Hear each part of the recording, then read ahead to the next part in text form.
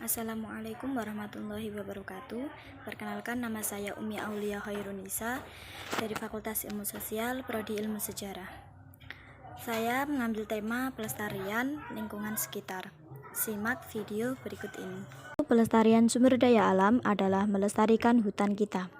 Hutan kita tidak hanya hutan di pedalaman, namun pemukiman penduduk dari kampung sampai dengan kota besar pun memiliki hutan untuk konservasi alam, yaitu hutan kota.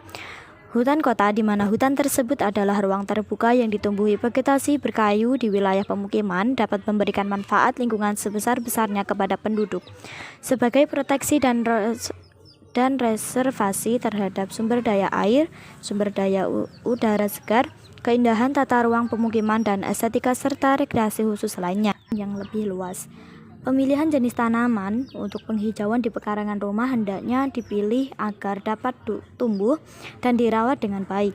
Pemilihan jenis tanaman hendaknya dipertimbangkan dari segi persyaratan hortikultural dan persyaratan fisik. Syarat hortikultural yaitu respon dan toleransi terhadap temperatur, kebutuhan air, kebutuhan dan toleransi terhadap cahaya matahari, kebutuhan lahan dan jenis tanah, ketahanan hama dan penyakit. Syarat-syarat fisik yaitu tujuan penghijauan, persyaratan budidaya, bentuk tajuk, warna dan aroma untuk kepentingan estetika dan perawatan, misalnya pemangkasan.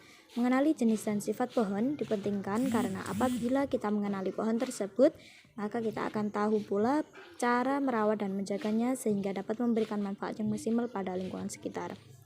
Memelihara pohon dapat dilakukan oleh seluruh anggota keluarga secara aktif. Ayah memelihara tanaman dengan memangkas batang-batang yang menjuntai dan mengganggu. Ibu membantu memberikan pupuk dan anak-anak membantu menyiram tanaman. Keharmonisan dan komunikasi antar anggota keluarga dapat terjalin dengan baik.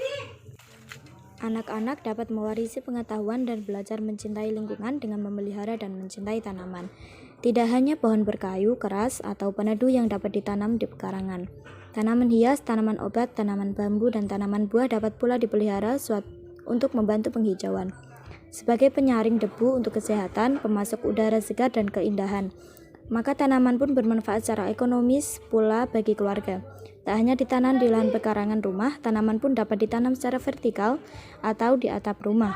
Apabila setiap rumah secara aktif melakukan penghijauan, tentu saja secara luas dampaknya akan terasa sebagai upaya untuk pelestarian lingkungan dan pengurangan pemanasan global.